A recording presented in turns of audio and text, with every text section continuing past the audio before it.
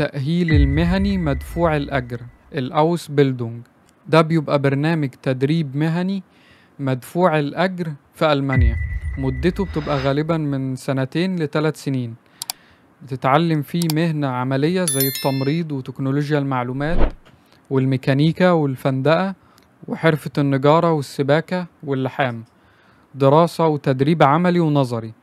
ألمانيا عموما عندها نقص عمالة في حرف زي السباكة والكهرباء والنجارة، وبيدوروا طول الوقت على متدربين وعمال في المجالات دي. الأوراق المطلوبة سي في وخطاب دافع بتكتب ليه اخترت التخصص ده، وصور شخصية، وشهادة الثانوية أو البكالوريوس مترجمة للألماني أو الإنجليزي وموثقة. في موقع اسمه أنابن بيحدد لك شهادتك معترف بيها في ألمانيا ولا لأ.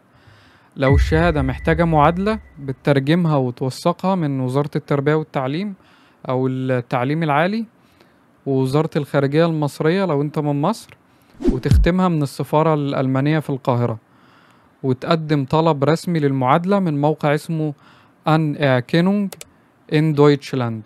وهسيب لك لينك الموقع الرسمي في الوصف. بتحدد المهنة والولاية اللي هتسافر لها وتقدم. وبيطلبوا شهادة مستوى لغة B1 أو B2 B1 أو B2، وجواز السفر وأي شهادات خبرة عملية لو موجودة. المرتب في فترة التدريب والأرقام دي تقريبية حسب التخصص، وبرضو ممكن تكون اتغيرت. السنة الأولى من 800 ل 1050 يورو في الشهر، والسنة التانية من 900 ل 1150 يورو في الشهر، وبتختلف برضو من تخصص للتاني. زي التمريض والاي تي الرواتب بتبقى أعلى. والمنحة بتقدم لك مرتب شهري ثابت يكفي المعيشة الأساسية وتأمين صحي واجتماعي، وأجازة مدفوعة الأجر من 24 ل 30 يوم في السنة، وبتقدم تدريب عملي ودراسة نظرية.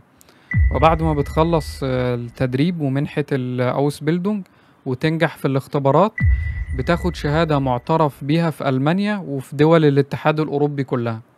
و90% من الشركات بتعرض توظيف مباشر بعد التدريب على طول، ففرصتك كبيرة جدا تشتغل بعقد دايم ومرتب كامل حسب المرتبات في ألمانيا بعد المنحة على طول بعد فترة التدريب. وبعد 2 خبرة عمل في ألمانيا ممكن تقدم على الإقامة الدايمة، اسمها Niederlassungserlaubnis. وتقدر تدور على فرص تدريب مهني من مواقع رسمية زي ausbildung.de